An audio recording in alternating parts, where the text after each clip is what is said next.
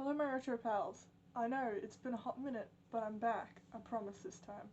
So, today I'm going to be doing a little story, kind of like I did with Kay's one, about when she saw the Beatles live in 1964 in Melbourne.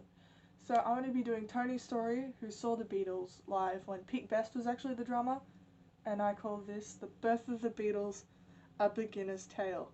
You can also read the article in the description. I've linked it to my blog. So yes, it's just going to be a video version of the article because I wanted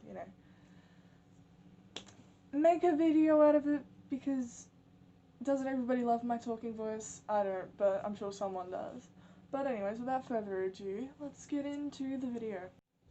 Okay everyone, so I'm just going to read it off my laptop because I can't exactly remember the script and my brain's been fried from school and it's really hot today. Like, it's going to be 41 Celsius. I don't know how to translate that to Fahrenheit for you Americans, but it's hot, it's really warm, so I'm just going to read it off my laptop and hopefully that's okay. I'll try and project my voice still.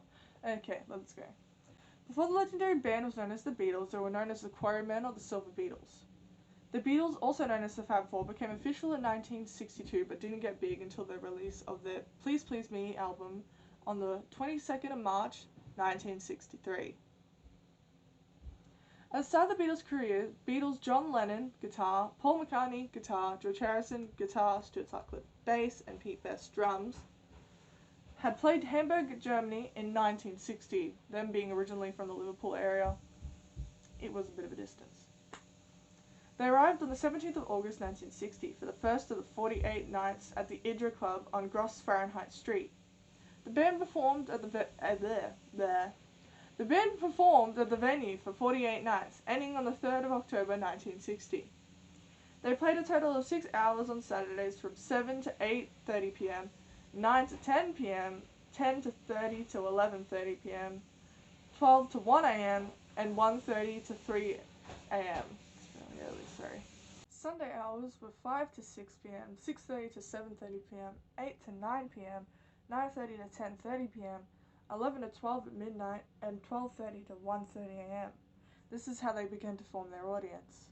Unfortunately, on the 10th of April 1962, bassist Stuart Sutcliffe had passed away from a brain hemorrhage. This had hurt the members deeply as he had been an important person to them all. Later in that year, Pete Best would be kicked out of the band on August 16th. He had been replaced with a musician from the Liverpool area, Richard Starkey, or more commonly known as Ringo Starr.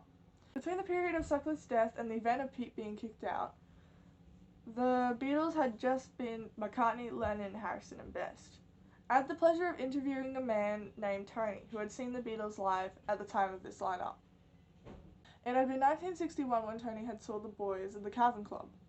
At the time, the teddy boy fashion had been trending, being the slick back hair, leather jackets, black jeans, and polished shoes.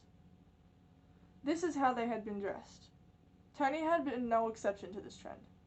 As this had been before the massive Beatlemania of '64, the audio quality was as standard as one could imagine.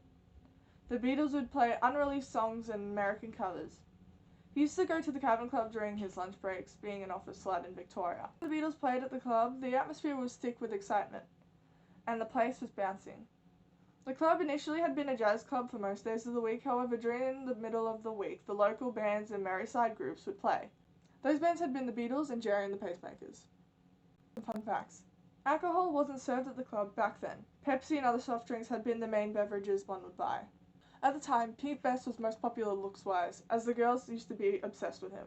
There's a theory that that was the reason why he got kicked out of the Beatles and replaced with Ringo, as the other boys may have been jealous about all the attention he was getting.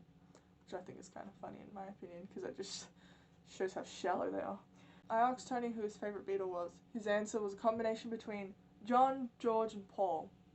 Everyone, so just to conclude, I'd love to give a huge thank you and shout out to his grandson, Alfie Cluttingball, for reaching out to me to obviously give me this story. I really appreciate you helping me, interview your grandparent. Yeah. Thank you. His link to his Instagram will be in the description. Check him out. It's got some cool content. So, yeah, thank you all for watching. Stick around, and I've got some more videos coming in the future. Okay, adios, guys.